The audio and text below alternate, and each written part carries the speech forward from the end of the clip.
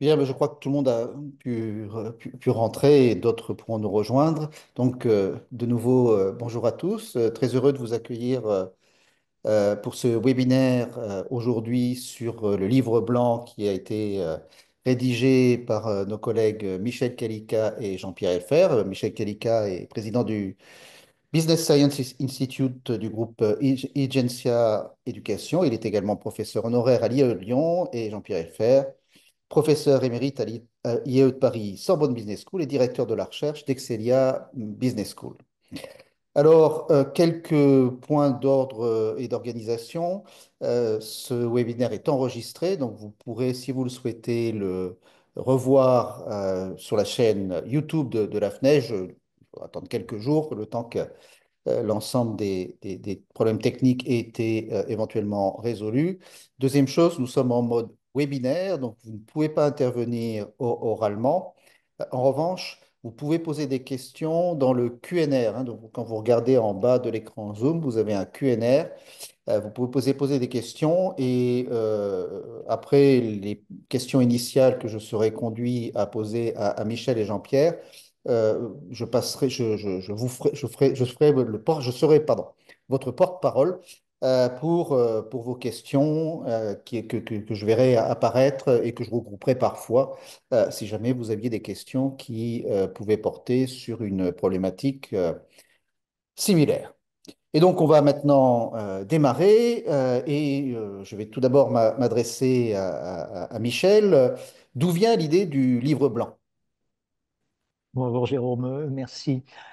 Ben, l'idée est apparue au mois de novembre. Il y a eu un effet déclic. Lorsque le livre blanc sur le doctorat a été publié et remis au ministre de l'Enseignement supérieur et du Travail, euh, les résultats du livre blanc dénonçaient la place insuffisante des docteurs en entreprise.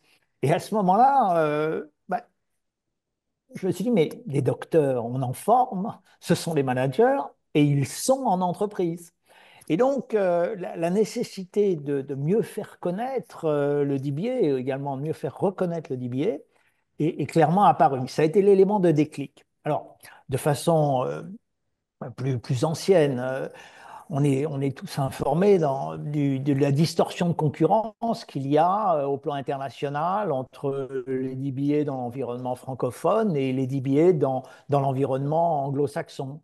En effet, en Angleterre, aux États-Unis, le DBA est reconnu comme un parcours doctoral à part entière.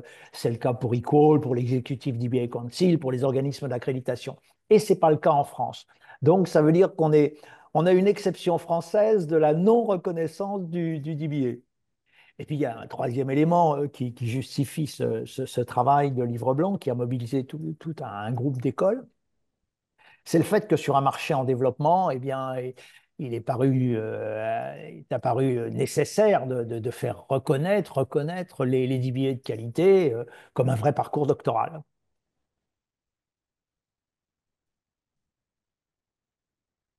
On- Jérôme, Je suis désolé, Jérôme, les participants m'envoient en même temps des textos, donc je veux bien que vous utilisiez le QNR, même si c'est pour me l'envoyer en privé. Je crois qu'il y a un peu d'écho, donc il faut faire attention à notre expression. Alors, restons sur le sujet du livre blanc du DBA. Et maintenant, je m'adresse à Jean-Pierre. Quels programmes ont été impliqués pour rédiger ce livre blanc? Ah bien, je vais te donner la réponse tout de suite, mais naturellement, je fais un bref complément sur ce qu'a dit Michel, non pas parce qu'il a oublié quelque chose, mais parce que quelque chose qui me paraît important. Oui, bien sûr, ce livre blanc aurait pu exister il y a 5 ans. Il aurait pu exister il y a 10 ans. Mais en fait, c'est quand même maintenant que les questions conjoncturelles sont mises à s'accélérer. Et c'est la raison pour laquelle il arrive à l'heure. Enfin, en tout cas, il arrive à point. C'est vraiment l'impression que l'on a les uns et les autres. Et en tout cas, avec Michel, puisqu'on nous en fûmes les initiateurs, eh bien, ça va dans ce sens-là. Alors, comment est-ce on a fait? Eh bien, on s'est dit que ce qui convenait de faire, d'abord, le plus important, c'était de rassembler à l'intérieur de ce livre blanc, des institutions qui délivrent des DBA qui aient des caractéristiques proches, hein. C'est sûr que comme dans tout marché, il y a des programmes qui peuvent avoir beaucoup de différences. Et on a pensé qu'il était évidemment important que ceux qui se présentaient puissent avoir plus de ressemblances que de différences, puisque à partir du moment où on essaie de promouvoir, à partir du moment où on essaie, pas encore, on le dira tout à l'heure, de mettre en place des standards, d'imaginer ce que pourraient être des règles de vie communes, bah, évidemment, quand on fait un livre blanc, il vaut mieux que les participants aient des programmations, des organisations, appelons ça des qualités, des caractéristiques, qui soient plutôt proches. Et puis, il y avait un deuxième sujet, c'est que quand on fait, et on le sait, quand on monte par exemple une encyclopédie, il s'écoule 2 ans entre le premier verbe qui a été donné par un collègue et puis le dernier. Alors on s'est dit qu'il fallait faire assez rapidement, donc on ne pouvait pas attendre trop longtemps pour que on puisse faire un grand tour de tous ceux qui se ressemblent un peu dans les 10 billets. Et finalement, on s'est arrêté à 12. Alors, on a dit 12 institutions, c'est bien. C'est pas beaucoup, mais ça permet de se comparer. Et puis, c'est quand même tout à fait suffisant pour montrer qu'il y a une vraie réalité sur le marché français, pas seulement français, parce que certains sont des programmes internationaux, mais en tout cas initiés par des institutions françaises. Et puis, il y a quelque chose qui nous tenait beaucoup à cœur aussi, et ça s'est traduit dans un élément qui est en tête de livre blanc, c'est que on voulait que les deux grandes familles d'institutions qui sont dans notre pays, d'une part le côté universitaire et d'autre part le côté des écoles, puissent être représentés. Et ça s'est bien passé puisque il y a autant d'écoles que d'universités, autant d'universités que d'écoles, les universités, surtout les IAE, qui ont été représentées. Et ça s'est de manière vraiment très volontaire. C'est la raison pour laquelle il y a deux avant-propos qui ont été présentés à l'intérieur de ce livre blanc, et un avant-propos qui a été fait par la présidente du réseau des IAE, et puis un avant-propos qui a été mené par le responsable le patron de la CDEFM. Donc voilà, 12 établissements bien connus, qui ont des habitudes, qui ont beaucoup de vie en commun sur ce que sont les 10 billets. Voilà comment ils ont été choisis. Alors, on y retrouve des noms que à peu près tout le monde connaît. Les 12, vous les retrouverez aisément sur le livre blanc. Donc, je vais les citer ni par ordre alphabétique, ni à l'envers, ni en fonction de mes degrés à la fois d'investissement et d'amitié avec les uns et les autres, parce qu'on s'aime tous. Alors Michel, maintenant, et pour faire suite à ce que vient de dire Jean-Pierre, mais un des billets de qualité, quelles sont les caractéristiques qui signalent un billet de qualité et donc, par défaut ou par contraste, un billet qui ne serait pas de qualité? On va s'intéresser aux billets de qualité, c'est-à-dire aux billets des 10 programmes. Alors, Jean-Pierre n'a pas cité les institutions, mais dans l'ordre alphabétique inverse, bah, c'est l'Université de Montpellier, Paul Valéry, c'est TBS Éducation, c'est l'Université internationale de Monaco, c'est l'ICN, l'IAE Nice, l'IAE Lyon, Grenoble, IAE INP, Grenoble École de Management, le M Lyon, l'École des Ponts, Business School, le CNAM et puis Business Science Institute. Alors, un des billets de qualité, on a essayé dans le livre blanc d'identifier 10 caractéristiques, mais on peut en retenir trois qui sont vraiment essentielles. D'abord, un DBA, c'est incontestable, c'est une vraie thèse. Alors, on sait tous, hein, une vraie thèse, c'est quoi? C'est une problématique, une revue de littérature, une méthodologie, des données, et puis des résultats. Mais un DBA, c'est plus que ça.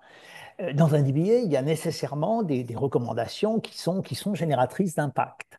C'est la raison pour laquelle l'AMBA, l'organisme d'accréditation anglais, dit que le DBA, c'est un PhD+. Parce qu'en plus de tous les éléments qu'on a dans une thèse, il y a des recommandations. Et ces recommandations, qu'on trouve d'ailleurs dans la vingtaine d'illustrations qui figurent dans le livre blanc, ben, ces recommandations, elles sont très importantes et elles sont véritablement, recommandations managériales, sociétales, elles sont véritablement caractéristiques du DBA. Et puis, si on parle de thèse, bah, il faut qu'il y ait des directeurs de thèse, il faut qu'il y ait des superviseurs. Et donc, la troisième caractéristique qu'on peut retenir comme étant extrêmement importante, c'est-à-dire que les directeurs de thèse doivent être des professeurs actifs en recherche, des professeurs qui publient. Voilà, pour prendre trois des caractéristiques qui sont importantes. Et donc Jean-Pierre, que- fondamentalement, qu'est-ce que c'est la différence entre un DBA et puis un PhD ou une thèse d'État telle qu'on on la vit habituellement dans nos établissements? Alors, Michel vient de dire que certains peuvent considérer que c'était un piège dit plus, c'est-à-dire que c'était mieux. Nous, ce que nous pensons sincèrement, c'est que c'est un élément spécifique, avec un mot qui est un mot évidemment qui n'a pas besoin d'être exprimé beaucoup, c'est celui de doctorat, puisque DBA c'est doctorat, et qu'il y a le côté professionnel. Alors, si on devait, il ne s'agit pas de résumer d'un mot, hein, mais il y a en tout cas deux erreurs à ne pas commettre. C'est de dire, oh, ben finalement, un DBA, c'est un MBA plus. Non, non, non, non, non. On a tous travaillé dans des MBA, on sait ce que sont des MBA, et le MBA, bien sûr, hein, et on fait des papiers, des papiers, dans certains cas même, mais est-ce tout à fait légitime? On appelle ça des tests de MBA. Non, ça n'a rien à voir avec un DBA. Le DBA, c'est un doctorat. Et le MBA, c'est une maîtrise des outils, une maîtrise de tout ce qui est utilisable par un manager. C'est une expression, il n'y a pas de progrès des connaissances à l'intérieur. Et puis, bien évidemment, le MBA, ben, il se complète comme tous les masters, hein, il se complète par un travail qui est un travail d'exposé sur un sujet pratique. En tout cas, donc le DBA, c'est autre chose qu'un MBA+. Et puis, pour certains, ça pourrait être un PhD moins. Un PhD moins, pourquoi? Ben parce que ce serait peut-être un peu différent, on n'irait pas si loin, il y aurait moins de pages, il y aurait moins d'ancrage ancrage académique. Non, pas du tout. C'est pas du tout un PhD moins, c'est quelque chose qui est tout à fait spécifique. Alors, en quoi c'est spécifique? Il y a vraiment quelques caractéristiques, elles ne sont pas très nombreuses. Et pour ceux qui connaissent les DBA, ça commence par un manager professionnel averti, aguerri. Alors ça se compte en nombre d'années ou pas en nombre d'années, en nature de responsabilité, mais on est les uns et les autres, en tout cas ceux qui sont les panélistes, mais bien évidemment un très grand nombre de ceux qui sont dans la salle aujourd'hui, des managers qui viennent nous voir et puis qui, avec une expression qui n'est pas forcément une expression très, très, très, très construite, mais en tout cas avec une espèce de grand point d'interrogation au-dessus de la tête, en se disant, ben voilà, moi, ça fait 5 ans, ça fait 10 ans que je fais mon métier de manager et je dois dire que j'ai envie de faire un pas de côté, j'ai envie de voir les choses un peu différemment.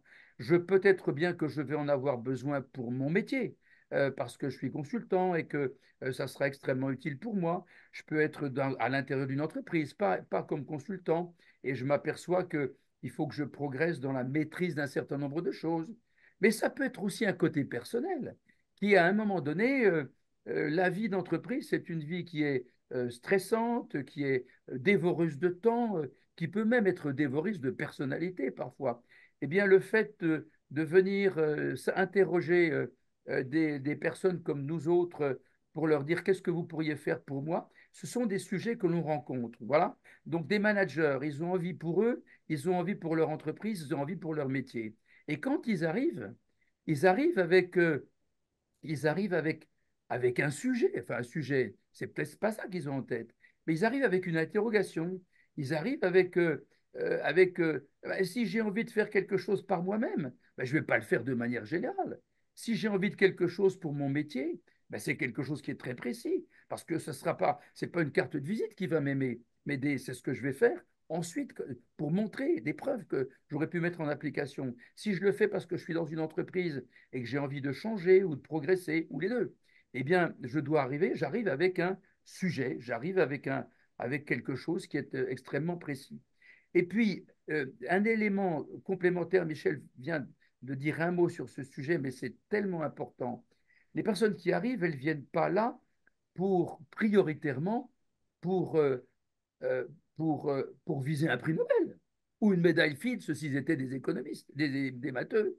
Non, ils viennent pour apporter une contribution avec le mot qu'on utilise, c'est celui d'impact, en tout cas avec des conséquences notoires, précises, validables, reconnaissables dans le milieu professionnel dans lequel ils sont.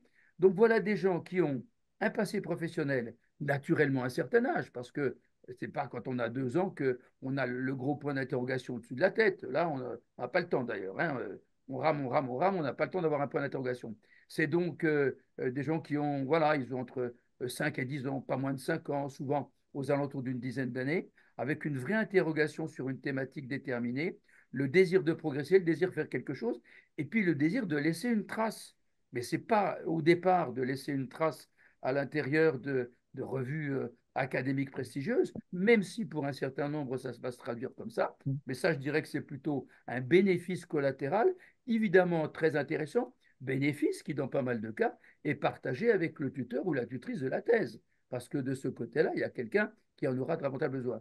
Mais vous voyez, l'âge, l'expérience, ce que j'ai appelé le point d'interrogation au-dessus de la tête, et puis le désir de rentrer dans des éléments qui sont concrets, des éléments pratiques, des éléments qui vont laisser une trace. Pour moi, c'est ça un DBA. Vous voyez que impossible d'en parler comme d'un MBA qui serait un peu différent, impossible d'en parler comme un PhD qui serait différent. On est dans un doctorat spécifique. Merci Jean-Pierre. Alors Michel, il y avait deux objectifs principaux pour le livre blanc. D'une part, un objectif, c'est de faire connaître le DBA et d'autre part, le faire reconnaître. Alors, si on parle de du premier objectif, quelles sont les recommandations concernant la connaissance? En termes de connaissances, en 2025, le DBA est dans la situation des MBA il y a quelques décennies. C'est-à-dire que très souvent, quand on utilise le terme DBA, les DRH, les responsables d'entreprise, ils entendent MBA. Donc, il y avait pour nous un défi qui est un défi qui consiste à faire parler, à faire connaître ce qu'est le DBA. Et ce webinaire en est une illustration. Le livre blanc vise à faire parler du DBA, à mieux le faire découvrir, à mieux le faire connaître. Alors, les recommandations, il y a déjà des choses qui sont faites. Par exemple, quand la FNEJ, dans l'Observatoire des thèses en management, cite les thèses de DBA, bon, ben, ça montre d'une part que c'est un vrai parcours doctoral, et puis ça montre d'autre part qu'il y a des contributions d'un certain nombre d'institutions à des sujets qui préoccupent les entreprises. Quand les associations académiques, elles sont de plus en plus nombreuses à créer un prix des DBA, eh bien, elles mettent en avant ce que font un certain nombre de doctorants managers. Et cela contribue bien sûr à la connaissance du DBA dans les milieux professionnels. Parce que ce qui est important, c'est de montrer quelle est l'utilité du DBA pour les entreprises. Et puis, bien évidemment, tout événement créé comme celui aujourd'hui pour faire parler des DBA, eh bien, contribue à une meilleure connaissance. En effet, le vrai défi, c'est de faire connaître le DBA dans les milieux professionnels. Dans les milieux académiques, maintenant, on connaît le DBA, bien évidemment, mais dans les milieux professionnels, pour l'instant, ce n'est pas connu. Or, il y a un véritable intérêt pour les entreprises à développer la connaissance du DBA. Merci. Alors maintenant, Jean-Pierre, sur le côté reconnaissance, en ajoutant une question de Edern Klein qui était dans le chat sur le degré de faisabilité de cette reconnaissance, c'est-à-dire au-delà des objectifs, quel est ton avis sur cette faisabilité? Bien. Alors, sur la reconnaissance en général, je ne sais pas si je suis l'expert. En tout cas, on reconnaîtra pour ceux qui me connaissent d'avoir tellement œuvré depuis tellement d'années sur les questions de reconnaissance, que ça soit en France ou à l'international, que pour moi, la faisabilité n'est jamais. La faisabilité est certaine. La réussite peut être éventuellement incertaine. Mais je pense, pour dire à notre auditeur, que en toute hypothèse, il faut avancer. Et quand on parle de reconnaissance, hein, ça peut être des reconnaissances, ce sont des reconnaissances qui se cumulent les unes les autres. Hein. Avoir la reconnaissance à un moment donné de quelques-uns pour s'étendre ensuite quand les process se sont un peu nourris d'eux-mêmes à plusieurs, et puis ensuite à un grand nombre. Vous voyez, c'est un système, une méthode de boule de neige, je trouve, qui est assez classique pour aller vers le succès. Alors, les reconnaissances, c'est multiple. Et c'est pas multiple au sens l'un ou l'autre. Hein. C'est en fait l'un et l'autre. Michel vient de parler des réseaux professionnels. Ben, les réseaux professionnels, il y a par exemple des fédérations. Les fédérations, il y a des grandes associations professionnelles qui sont les associations professionnelles dans des secteurs, hein, qui sont les experts comptables. Il y a des associations professionnelles qui sont les associations professionnelles de métiers, par exemple les DRH. Donc, il y a des associations professionnelles dans tous les endroits et dans lesquelles eh bien, on y travaille, on va y travailler, on y travaillera encore pour faire en sorte que et il y ait une reconnaissance. Il y a aussi, hein, on ne l'oublie jamais, il y a la reconnaissance qui est, dans une certaine mesure, faite par nous-mêmes. Le fait d'avoir eu comme avant-propos les représentants des deux grandes institutions d'enseignement qui sont avec nous, c'est-à-dire le réseau des IAE et on va dire des universités en général, et puis le réseau des écoles, ben ça c'est un premier signe de reconnaissance. C'est de la reconnaissance qui vient de l'interne pour l'interne, on est bien d'accord, mais c'est quand même quelque chose qui existe. Alors, les éléments qui sont des éléments de reconnaissance, gardons les éléments nationaux, hein, on verra les éléments internationaux. Les éléments nationaux, ce sont, ce sont des ministères. Et les ministères, les uns et les autres, on le sait, hein, les ministères, c'est d'une part le ministère du Travail et puis d'autre part le SUP, hein, le ministère du SUP, enfin, Éducation nationale en général et le SUP en particulier. Et ça, ce sont des endroits dans lesquels il peut y avoir, on est en pleine évolution d'après ce qu'on a compris sur les questions de reconnaissance, de label. Le label m'a mis un peu de côté. Vrai, on connaît les uns et les autres. On sait ce qu'il y a Calliope d'un côté, on fait qu'il y a les RNCP. Bon, tous ces éléments-là sont des éléments sur lesquels la porte peut être ouverte. On ne va pas dire qu'on va jusqu'au bout demain matin, mais ça peut être une reconnaissance de ces côtés-là. On a aussi un élément, puisqu'on est dans le domaine du management, on a un élément qui est un élément qui fait la jonction, non pas avec le ministère du Travail, mais le ministère de l'Économie. On a une CEFDG qui a pour mission d'apporter des reconnaissances aux différents diplômes avec des référentiels et les différents programmes. Donc ça, c'est la moitié CFDG, de manière indépendante, pas totalement, hein, mais de manière autonome pour travailler, avec d'un côté le SUP et puis de l'autre côté le ministère de l'Enseignement supérieur. Donc ça, ce sont des endroits dans lesquels, dans lesquels les portes peuvent s'ouvrir, ben, on aura compris qu'en toute hypothèse, le DBA, dans une certaine mesure, et ce qui est se dit aujourd'hui, on ne sait pas si les portes vont s'ouvrir demain matin, sont déjà entrouvertes, mais en tout cas, on a déjà fait knock-knock pour dire attention, il y a un livre blanc, il n'est pas fait pour rester et pour rester dans les tiroirs. Et puis, la FNEJ est là. Merci Jérôme pour avoir accepté d'avoir été un immense facilitateur dans cette opération et puis d'en avoir fait la préface, c'est quelque chose qui est important. Mais j'oublie pas non plus que la FNEJ est là dans sa mission, d'être dans ses missions, elle a la capacité à être un certificateur.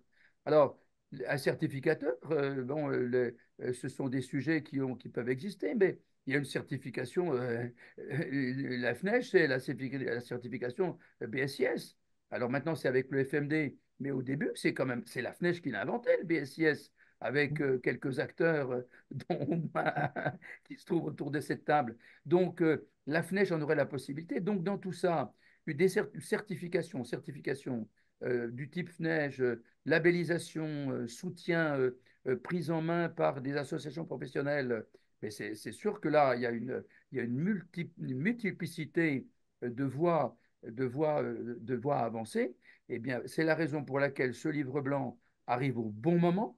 C'est la raison pour laquelle ce séminaire, merci à tous les participants de nous rejoindre ici, arrive, on le pense au bon moment. Et ça n'est pas terminé, puisque, Jérôme, tu le diras tout à l'heure, mais qu'il y aura au moment quand on arrivera vers la journée, la cérémonie du mois de juin, un espace sera ouvert de nouveau sur ce sujet-là. Donc ça avance, on sent, on pressent des éléments positifs qui commencent à poindre, à montrer le bout du nez. Eh bien, quand ils auront dépassé le bout du nez, on y verra toute la tête, et puis un beau jour, on y arrivera. En tout cas, dans la vie et sur ces sujets-là, ce n'est pas le pessimisme qui doit l'emporter, c'est un optimisme déterminé et mesuré. Merci, Jean-Pierre. Alors, on était un peu dans la cuisine interne universitaire, reconnaissance, etc., contenu.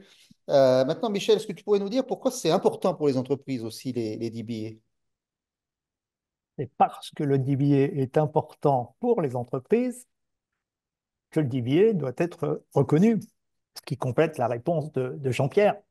Les autorités ne peuvent pas rester à côté d'un sujet qui est un sujet important pour les entreprises. Alors, pourquoi est-ce qu'on dit que le DBA est important pour les entreprises?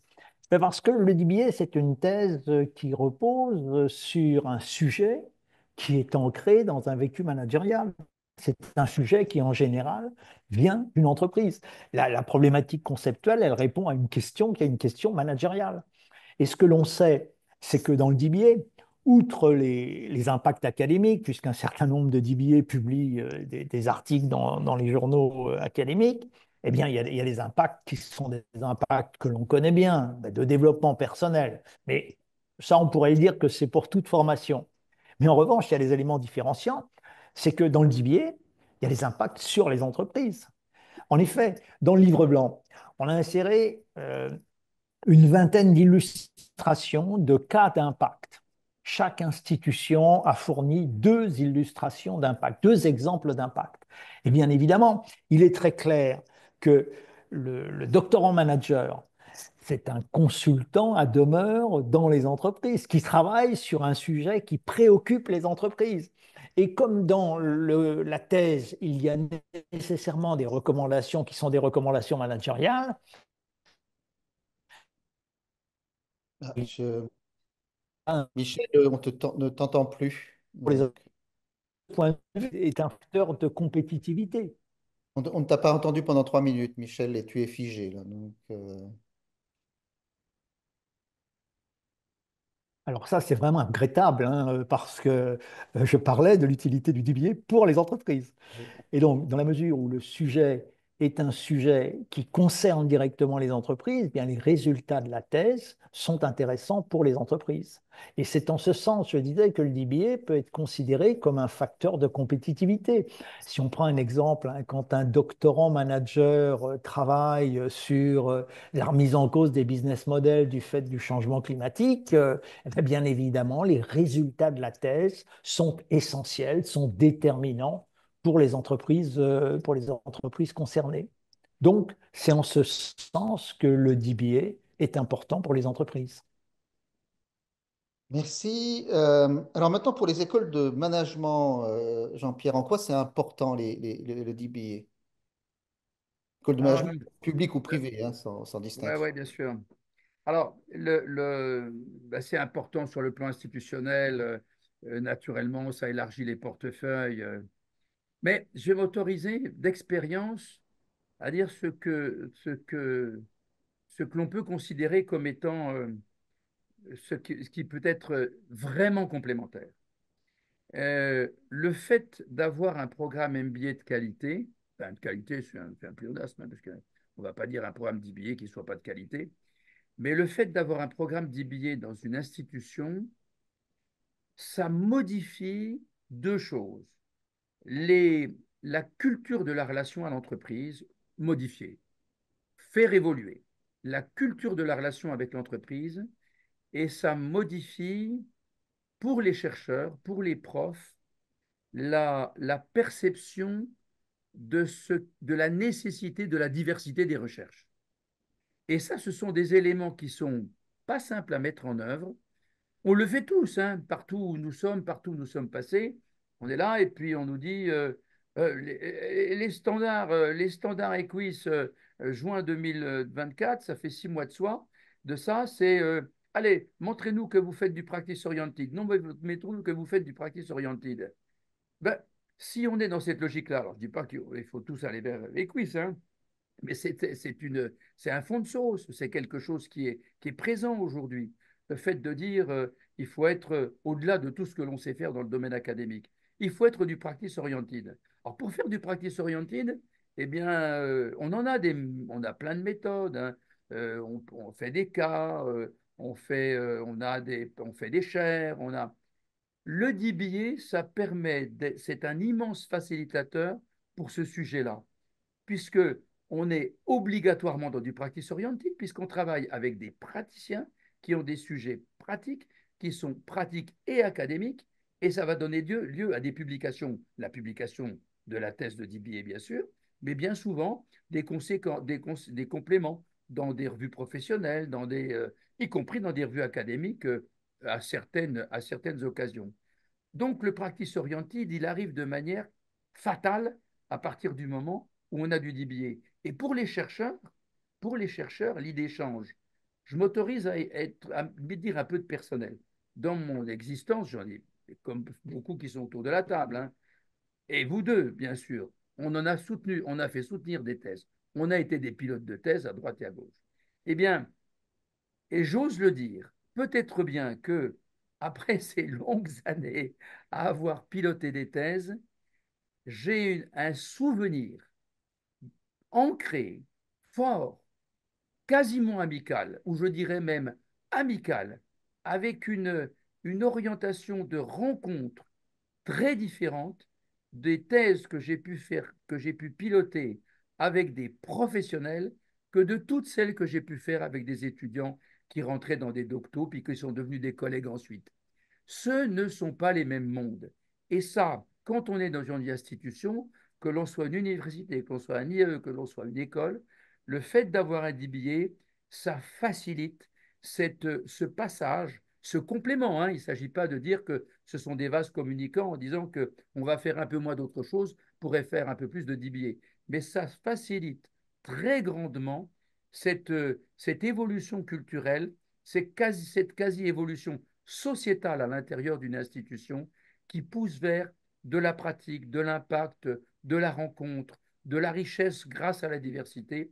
Ben, vous avez compris que moi, je suis un grand fanatique de ce qu'est le DBA.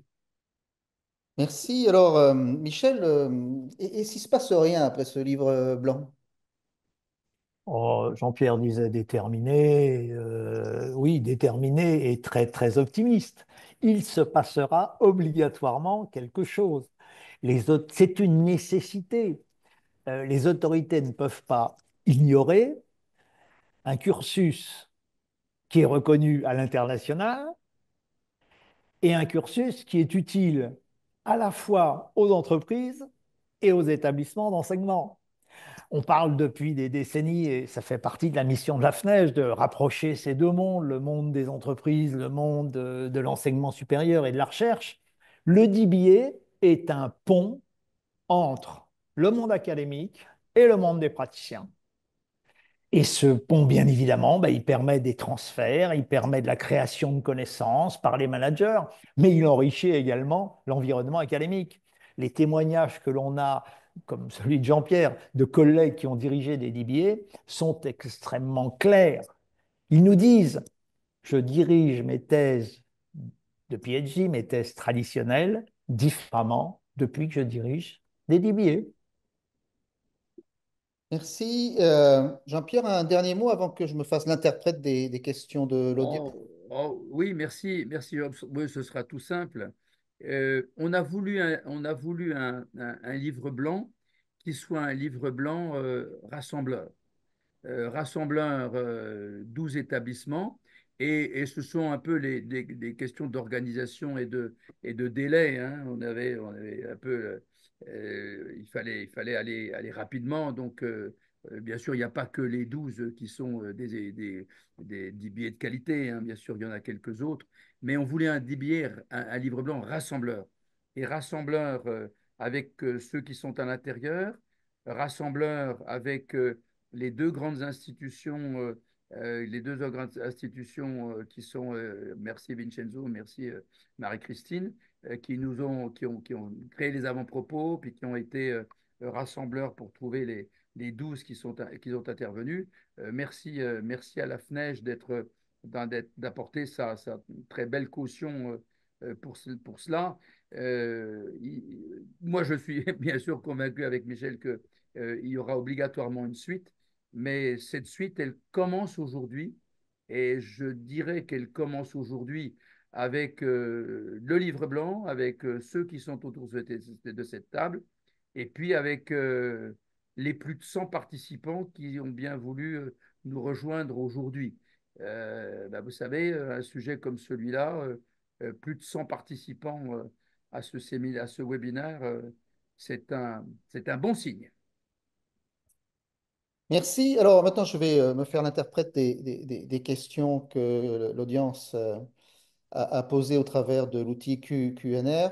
Alors, il y a des questions qui portent plutôt sur le contenu des DBA, il y en a d'autres qui portent plutôt sur la reconnaissance des DBA avec des focalisations internationales de différentes régions du monde. Alors, je vais en réunir certaines. Je vais d'abord réunir celle de David, notre collègue David Carassus, et puis Alexandre Guillard de l'ESSEC. Alors, pour David, il voit pas trop la différence dans la présentation fondée sur les préconisations managériales, puisque selon lui, euh, celle-ci devrait apparaître dans tout type de thèse, qu'il s'agisse de DBA ou de PhD. Et puis je joins à la deuxième question d'Alexandre Guillard, qui indique est-ce que la démarche de recherche-action, recherche-intervention est particulièrement adaptée au DBA. Je vous Peut-être laisse. sur le premier point, élément de différence pour compléter ce qu'a dit Jean-Pierre, il y a un élément supplémentaire, c'est que dans la thèse traditionnelle, le jeune doctorant qui vient vers le superviseur, vers le professeur d'université, en général, il demande au professeur sur quel sujet je vais travailler. Alors que dans le DBA, le candidat, il arrive avec un projet de recherche, il arrive avec une expérience, il arrive avec une question managériale, il arrive avec une problématique. Donc, l'origine du sujet est extrêmement différente. Alors, normalement, dans les thèses traditionnelles, il doit y avoir des recommandations managériales. La réalité, on doit le dire. Enfin, moi, j'ai fait soutenir près d'une soixantaine de thèses traditionnelles. La place des recommandations managériales ou sociétales dans les thèses traditionnelles est souvent très limitée. Dans une thèse récente, je crois que ça devait représenter 10 lignes dans la conclusion, et rédigée par un doctorant complètement épuisé. Donc, alors que dans le DBA, il y a nécessairement une recherche d'implication managériale et sociétale. Ça fait partie de la finalité. Je crois que ça, c'est un élément de différence tout à fait significatif. Ah, je vais aller dans le même sens et essayer de répondre aussi à la deuxième question. Il y a un élément supplémentaire qui est que les tests sur essai, par exemple, les tests sur essai qui sont des tests sur article, hein. Bah, les tests sur article, la partie managériale, elle souffre un peu. Mais il ne s'agit pas ici, on fait, dès le début, on a dit le DBA, c'est pas une thèse contre, c'est pas une guerre contre le PhD, hein, ça n'a rien à voir. Les deux sont dans des logiques différentes. Recherche-intervention, recherche-action. Oui, moi je ne vois pas pourquoi ça ne serait pas applicable à une caractéristique proche. C'est que un candidat dans un DBA est quelqu'un qui est en activité.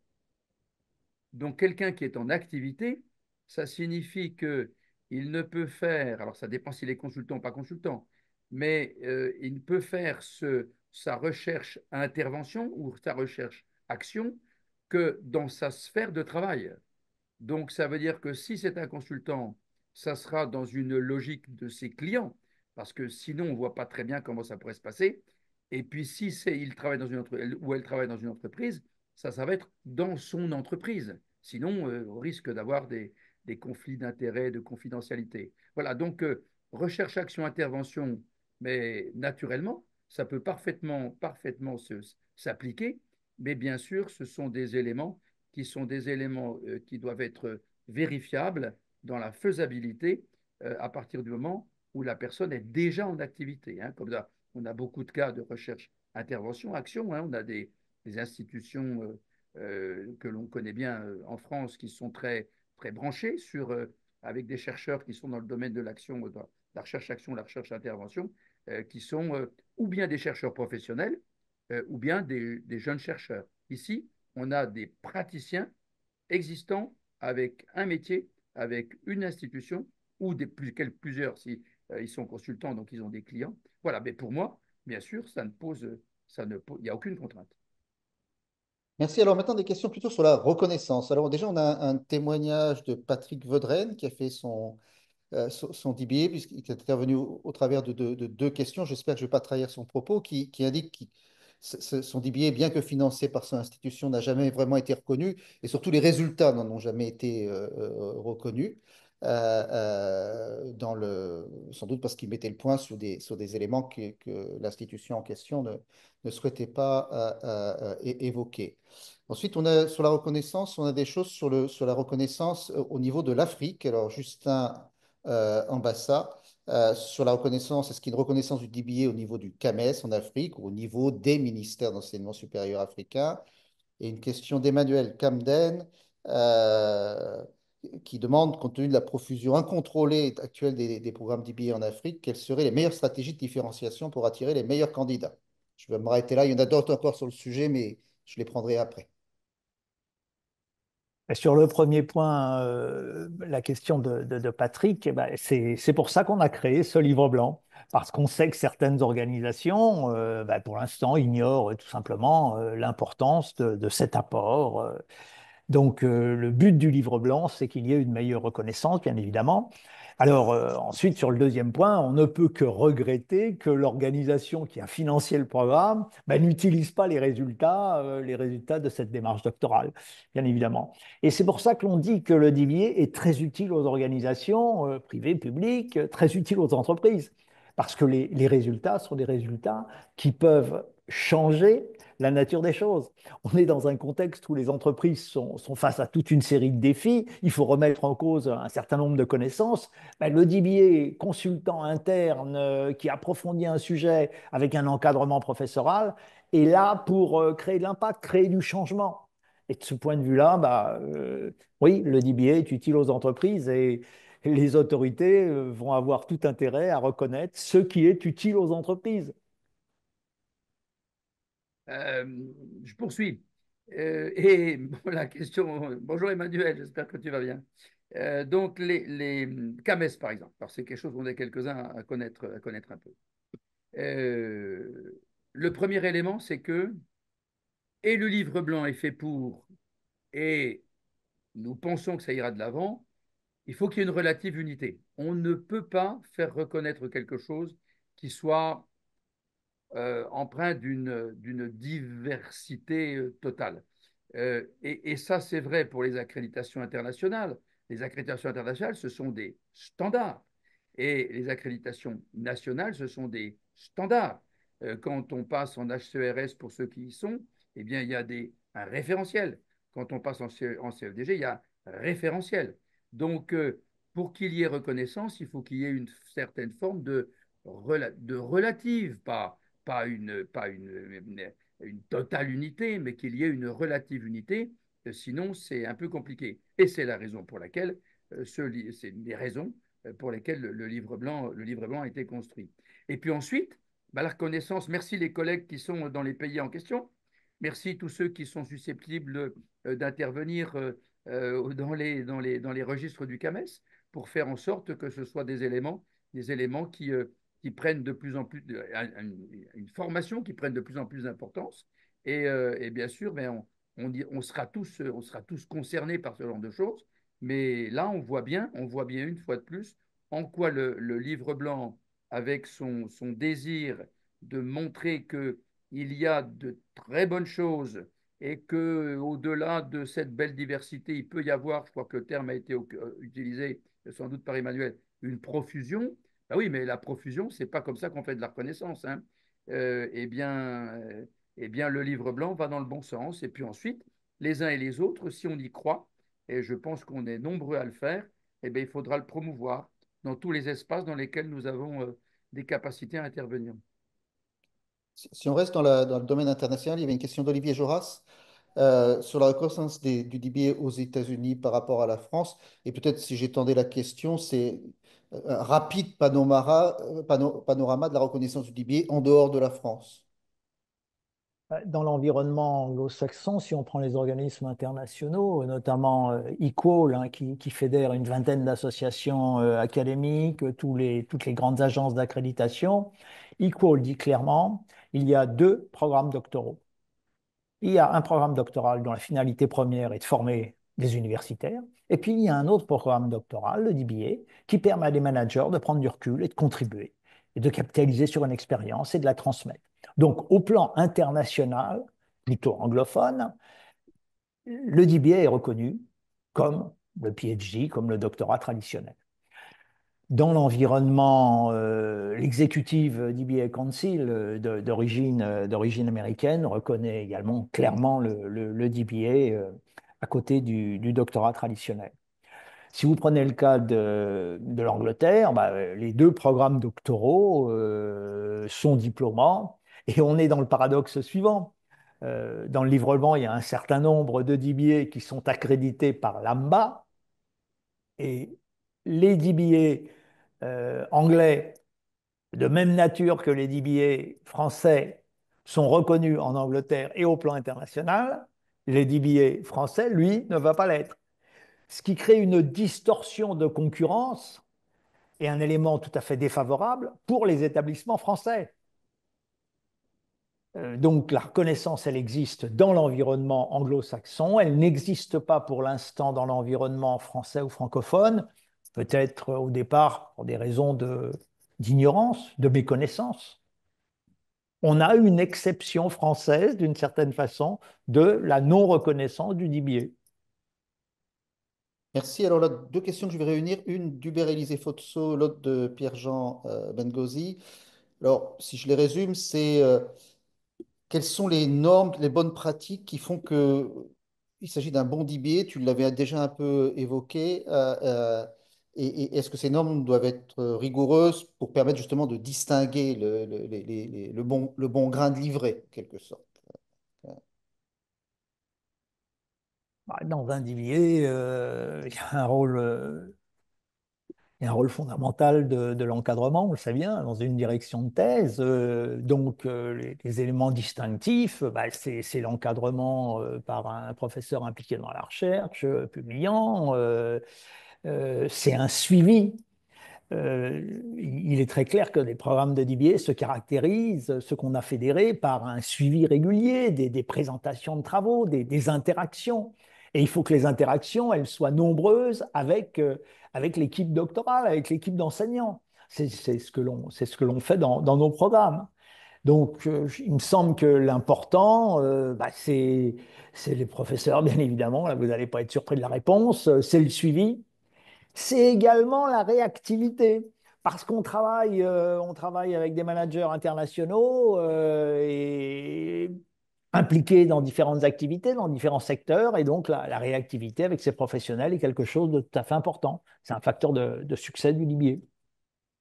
Moi, j'ajouterais un point qui est de manière générale, hein. De manière générale, et c'est vrai de tous les endroits dans lesquels il y a des certifications, des labellisations, euh, bien sûr, on fixe un certain nombre de règles, de fonctionnement, de standards, de templates. Et puis après, et bien sûr, on laisse de la diversité parce que, et ça, toutes les accréditations internationales le font parce qu'il n'est pas possible, il n'est pas possible d'avoir des clones. Ça, ça n'est pas possible d'abord institutionnellement du côté du producteur. Et puis les clients sont différents parce que les contextes ne sont pas les mêmes. Donc il faut forcément qu'il y ait une diversité. Des templates, bien sûr, et puis une diversité. Alors, une fois qu'on a dit ça, il y a des éléments sur lesquels il n'est pas possible de réussir. Il faut faire ce que l'on dit et dire ce que l'on fait. Et ça, c'est vrai de tous les regards qui peuvent être des regards extérieurs. On peut avoir une mission, une mission que l'on décide. Mais si la mission ne se traduit pas dans les activités, eh ben, ça colle pas, ça ne colle pas. On a la possibilité de dire que l'on va dire qu'un chercheur ne peut pas piloter plus de 10 billets nouveaux par an ou en global. Ben oui, mais si on le dit, ça veut dire qu'il faut le faire. Il ne faut pas qu'on sorte de cette règle-là.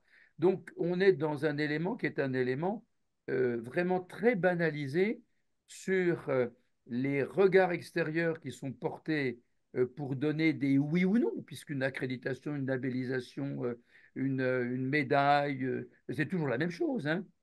Eh bien, bien sûr qu'il y a quelques règles, quelques principes, quelques standards qui sont mis en avant, naturellement, Michel vient de les exprimer, et une fois que l'on a dit ça, eh bien, il faut transparence, clarté, et puis faire ce que l'on avance, et puis dire ce que l'on fait. Et à ce moment-là, on se retrouve du bon côté.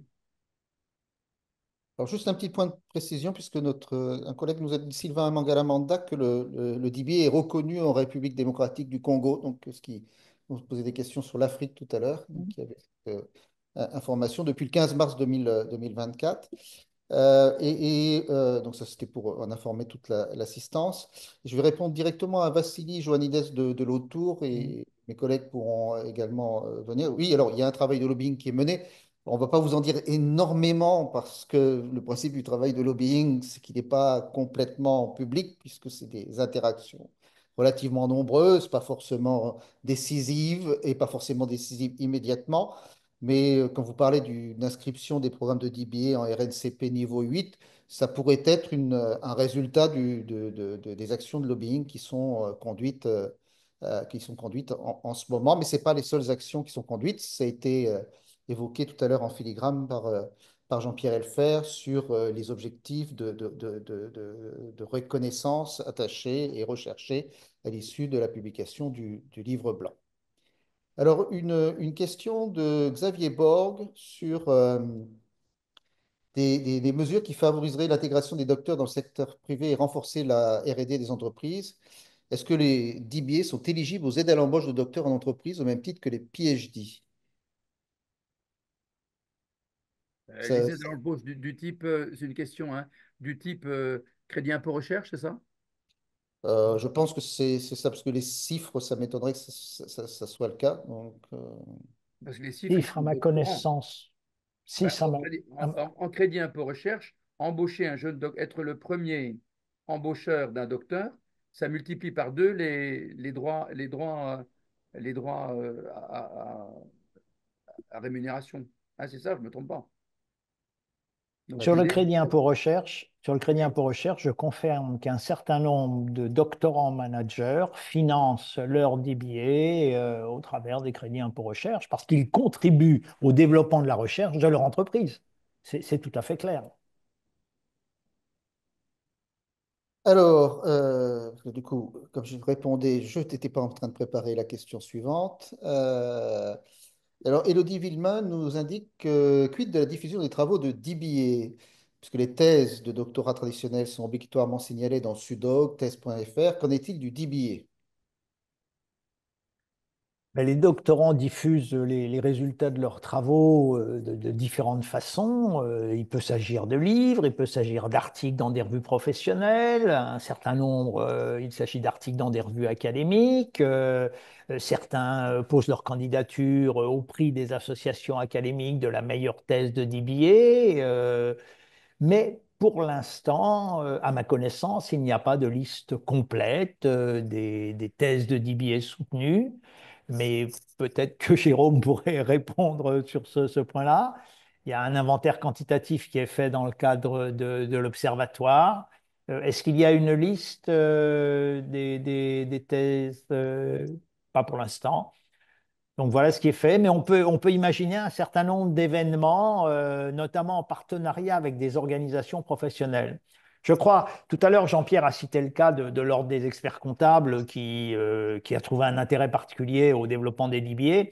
Je crois que l'avenir est dans la reconnaissance par les professions de l'intérêt du DBA. L'important, c'est que les professionnels saisissent qu'il y a là un programme qui est un programme original. Le DBA, c'est beaucoup plus qu'un diplôme. Le DBA, c'est un générateur d'impact pour les organisations, pour les entreprises. Alors, pour Jean-Pierre, une question de Ludovic Lupucci sur le fait de parler de DBA dans une entreprise, mais qu'il souhaite travailler non seulement sur une entreprise, mais sur son secteur d'activité en général. Est-ce que ça pose un souci? ben, ça ne pose pas de souci. Ça ne pose pas de souci à partir du moment où la personne ne se trouve pas dans une délicatesse, si elle travaille dans une des entreprises, si elle ne se trouve pas dans une délicatesse au regard de ceux qui sont ses concurrents à l'intérieur du même secteur. Et ça, je dirais que c'est à voir au cas par cas. moi, j'ai été, par exemple, j'ai piloté une thèse de DBA dans un des pays d'Afrique, au Mali, dans le secteur des agences de marketing et des agences de communication. Bah, ça s'est tout à fait bien passé. C'était donc une analyse tout à fait bien menée sur un secteur avec des prévisions et des recommandations pour le secteur en général et non pas pour une entreprise en particulier. Ça n'a posé aucun problème. Toutefois, bien sûr, des précautions à prendre au moment de la collecte de données pour que cette collecte de données ne soit pas perçue par les entreprises concurrentes de celle dans laquelle travaillait le doctorant et qu'elles en éprouvent un super désir de confidentialité. Ça s'est bien passé. Donc il y a quelques précautions à prendre, mais ça paraît tout à fait jouable. Le fait d'avoir des recommandations qui sont des recommandations managériales générales à un secteur, à un type de métier, ça c'est tout à fait admissible. Alors ensuite, on a une remarque qui revient sur la question précédente d'Hubert Élisée Fotso, qui nous avait déjà indiqué que les thèses de DBA étaient publiées sur le site ministère de l'Enseignement supérieur, ce qui nous surprenait, et qui indique que sa thèse a été publiée sur le site du ministère. Alors, c'est ce qui, en voyant la tête de Michel Calical, le surprend toujours. Euh, alors après, on peut imaginer une erreur, mais c'est-à-dire que vous soyez passé entre les gouttes du filet, parce que normalement, voilà, je peux envoyer un lien. Alors peut-être pas là sur le site, mais pour On voir, est preneur du lien. on est preneur du lien, parce qu'effectivement, Alors, nous sommes ceci sur. étant, ceci étant, Jérôme, il faut reconnaître que les choses sont en train de bouger. Par exemple, des concours dans le domaine de l'innovation réservés aux thèses traditionnelles, eh bien, on voit des cas où nos docteurs de DBA candidatent et sont retenus et obtiennent des financements. Donc, les choses sont en train de bouger. On espère que ça continuera. Ah, donc, non, je vois que tu es en train de répondre. Euh, et une autre question d'Emmanuel Camden sur la durée des programmes de DBA. Pour vous, c'est quoi la durée, en gros, normale ou idéale d'un DBA? Un programme doctoral à temps plein, LMD, c'est 3 ans. Alors, la grande majorité des programmes de DBA de qualité durent 3 ans, 4 ans. AMBA, organisme d'accréditation anglais, impose une durée de 4 ans parce qu'il considère que le DBA, c'est une thèse à temps partiel. Donc, si à temps plein, c'est 3 ans, à temps partiel, ça doit être 4 ans. Equal, au plan international, avait une perspective à peu près équivalente. On va dire que la norme, c'est 3, 4 ans. Quelquefois, c'est un peu plus long, ça. Tout ça dépend des doctorants. D'accord. Mais moins de Ou un 3 peu. ans, c'est pas sérieux. Ouais. Oui, oui, enfin, c'est ça, 3 4 ans. Ça dépend beaucoup aussi du stade d'avancement de la réflexion du Mm. doctorant, hein. Il y a des doctorants qui joignent un programme en ayant une gentille idée de ce sur quoi ils ont envie de travailler. Il y en a d'autres qui arrivent après un solide moment de réflexion, une vraie séquence où ils se sont déjà, ils se sont déjà affrontés à de l'académique, ils ont recherché. Donc, ça dépend aussi, le point de démarrage n'est pas le même, hein. Certains sont très fournis en réflexion, donc ce sont eux qui vont être plutôt proches des 3, alors que d'autres seront plutôt proches des 4. Alors, je reviens puisque M. Fotso nous a envoyé le lien, donc je suis allé ouvrir le lien pendant que vous parliez et regarder. Donc, la thèse est bien dans le fichier des thèses. Je suis malheureusement obligé de vous dire que c'est vraisemblablement, comment dire, de la part de l'université qui vous l'a délivré, puisque c'est une thèse de DBA dans une université, la preuve comment dire, d'une, Une initiative prometteuse. voilà, d'une initiative qui correspondant pas aux règles qu'aurait dû suivre l'université. Voilà, et prometteuse selon les termes de Michel. Une forme d'innovation. Voilà. Écoutez, je suis désolé, il restait encore quelques questions, mais je crois qu'elle traite de sujets que On a déjà pas mal traité, donc on va tenir l'horaire auquel on s'était engagé, donc d'1 heure ce webinaire. Vous pouvez ensuite nous envoyer vos questions, vos demandes par ailleurs. Merci à tous d'avoir assisté à cette présentation et je me fais votre porte-parole pour remercier également nos deux intervenants du jour, Michel Calica et Jean-Pierre Elfer, sur le livre blanc à propos des DBA et je souhaite une bonne après-midi. Merci à la FNEJ, merci Jérôme, au revoir. Merci, merci à tous, au revoir.